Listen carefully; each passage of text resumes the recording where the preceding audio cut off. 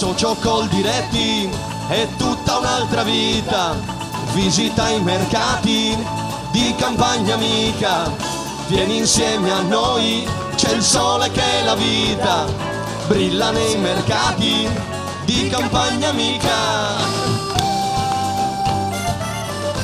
A proposito di economia, io ho avuto la fortuna, Presidente, di conoscere in Veneto dei sardi che costruiscono praticamente delle lampadine neon, di quelle a LED, ecco, non neon, a LED per essere, e comunque lavorano a Oristano, l'azienda Oristano, ed è una delle aziende più impegnate a livello mondiale, perché hanno costruito tutti i LED di un grattacielo importantissimo in giro per il mondo, in una città che adesso non ricordo, in realtà forse in Thailandia, adesso non ricordo bene. Ecco, è possibile che i nostri imprenditori sardi possano esportare i prodotti nostrani fuori? Cioè, quale possibilità può esserci per creare più esportazione, secondo il suo pensiero?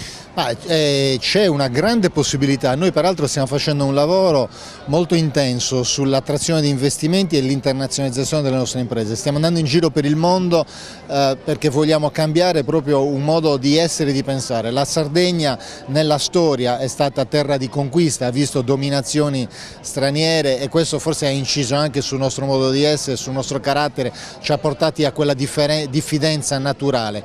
Oggi la Sardegna da terra di conquista deve diventare terra di conquistatori. Ci sono tante eccellenze che sono in grado di competere sul mercato mondiale, questa che ha citato è una di quelle, ma è di un paio di giorni fa l'inaugurazione ad Alghero di un nuovo sistema che consente di avere sui telefonini una serie di informazioni, la cosiddetta Wi-Fi TV, con un meccanismo innovativo che sono sicuro sfonderà nel mondo, è frutto di giovani imprenditori sardi. Allora i sardi hanno capacità, hanno determinazione, hanno tanta forza di volontà e come dice Papa Francesco bisogna avere il coraggio di andare a buttare le reti. A noi il dovere di fare in modo che ci sia un mare, che ci siano le reti, che ci sia la possibilità di farlo. Dopodiché sono sicuro che i sardi sapranno giocare la sfida.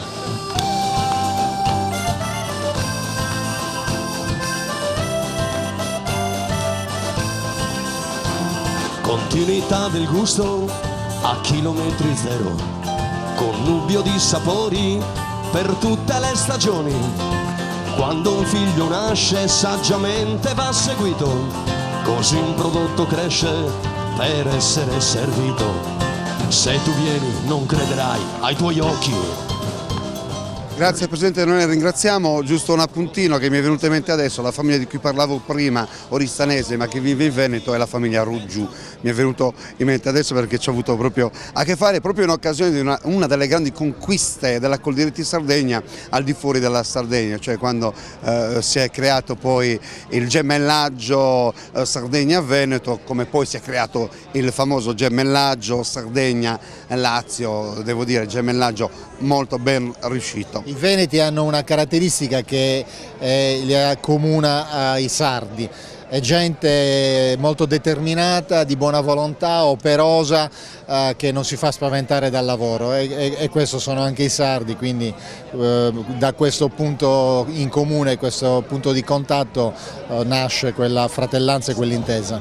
Chiudiamo proprio giusto in chiusura, viva Coldiretti, ma soprattutto amici che ci state guardando, mangiate prodotti sardi, acquistate prodotti sardi, questo credo che sia... Assolutamente, andiamo a fare la spesa. Andiamo a fare la spesa, arrivederci, arrivederci Presidente, buon lavoro, grazie. Arrivederci, grazie a lei.